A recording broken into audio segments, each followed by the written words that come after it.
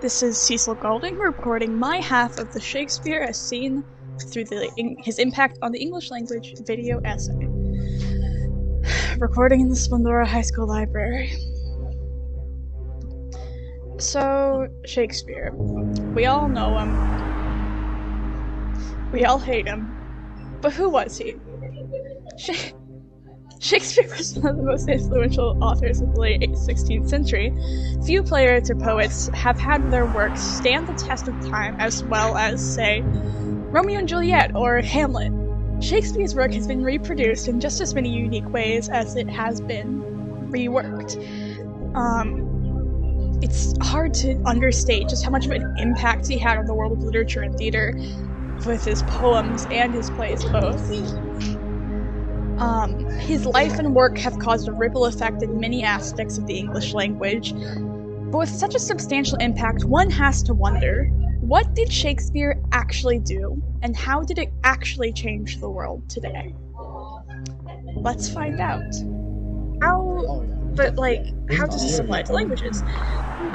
It's quite simple, actually. It's a standardized language that means to regulate the way it in a way that stays consistent across various regions. Language standardization can be applied in a variety of ways, such as literature, schooling, and in our case, plays. These methods aid in both widespread standardization as well as maintaining uniformity in language. So basically, you make a word always spelled the same way, letters always used to make the same sound across all regions and all uses. And it makes it easier to read, easier to understand, and easier to learn.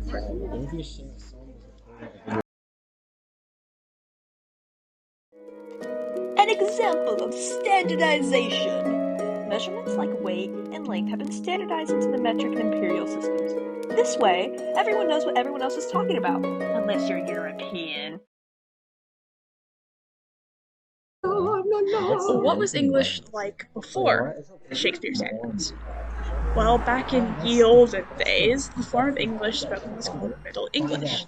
It was not quite Old English, but still far from what it is to the modern day.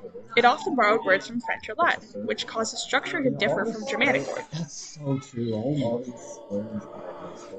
During this time, prefixes were finally introduced to language, along with a myriad of words.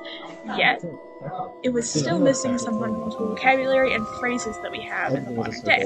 It lacked certain descriptors to edit, express emotion or pain, which reflected in the work at the time.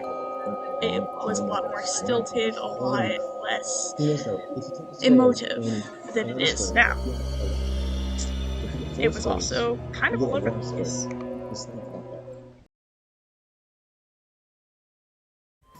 What did English look like before Shakespeare? The following is an excerpt from the Canterbury Tales, written sometime between 1387 and 1400. Apparently we don't know when exactly. Well, as old stories telling us, there was a duke in the height Theseus of Athens. He was lord and governor, and in his time switch a conqueror, that greater was their noon under the sun.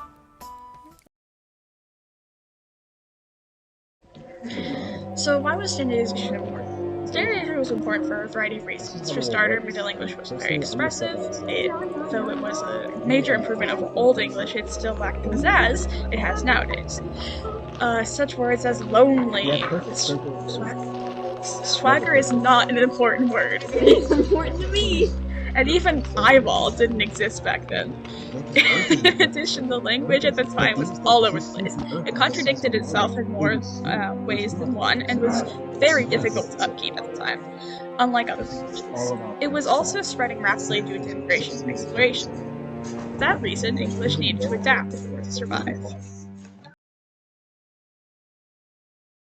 Look at this image in the first, and the very illegal, English translation of the Bible, left. Compare it to the King James Version below, created less than a century after Shakespeare. One is much easier to read. The Burpuff, the Bupel of Mott, the Federal chapter, the Fifth chapter, the beginning of the Bupel Jafu. Christ of the throne of God as it is written as the prophet Behold, I in the man for good. first, I can't even read it. I'm gonna be for real with you. I can't read that. First thy face white harp has pathway before thee, the voice of Ron that crieth in the wilderness. Prepared are ye way of the Lord, mouth his paths fright. Yeah, I can't even. Oh my God, make them like a wheel, as the stubble before the wind, as the fire burneth the wood, as the flame setteth the mountains on fire. So persecute them with thy tempest, and make them afraid with thy storm. Fill their faces with shame, and that they may seek thy name, O Lord. Let them be confounded and yet troubled forever. Yea, let them put to shame and perish, that men may know that whose name alone is Jehovah art, the Most High over the earth. So Shakespeare, as well as standardizing a lot of the English language, also created several words and phrases. He's credited with the creation of many well-known words and phrases in our modern language. Though that begs the question of why he did it. To put it simply, he wanted to make his plays much more expressive. Since the English language at the time hindered his creativity, he opted instead to fabricate completely new words and phrases.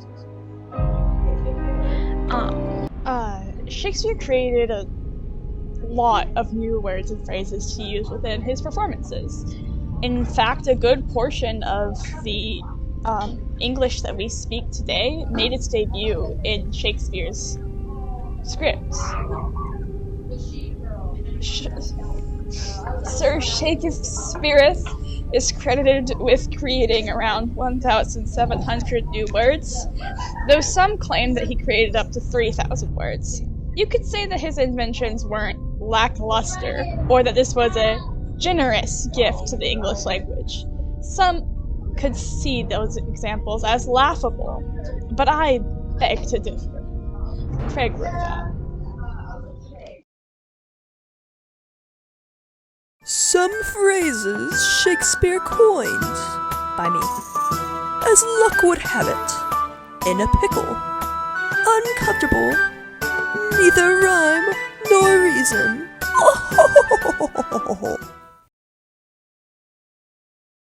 There are numerous pros and cons when it comes to Shakespeare's grand gift of language. Some of the pros are that it allowed people to be more expressive in their writing, and made emotions easier to articulate into words. Specific melancholy feelings were now able to be put into words. Unfortunately, half of the phrasing Shakespeare used was completely ludicrous. Truly, they are only the ramblings of a madman. Additionally, at the time, the invention of new words made it a bit harder for those at the time to understand what good old Willie Shake was trying to convey. Example. Nay, if our wits run the wild goose chase, I am done, for thou hast more of a wild goose of one of thy wits than I am sure I have my whole 5. From Romeo and Juliet. Ah, marry now, my soul hath elbow room. It would not be out the window nor at the doors. There is so a hot summer in my bosom, that all my bowels crumple up in the dust. I am scribbled form, drawn with a pen, upon a parchment, and against this fire do I shrink up. King John. In conclusion, Shakespeare was, as the kids would say, a bit of a baddie. He brought the English... Shakespeare was, as the kids would say, a bit of a baddie. He brought the English language in literature to new heights. By helping introduce standardization to the English language, he made it more accessible and easier to understand, as well as more expressive. He brought theater to the common man, and yet, despite everything he did, he still died. Sad. Well, I guess there's other playwrights.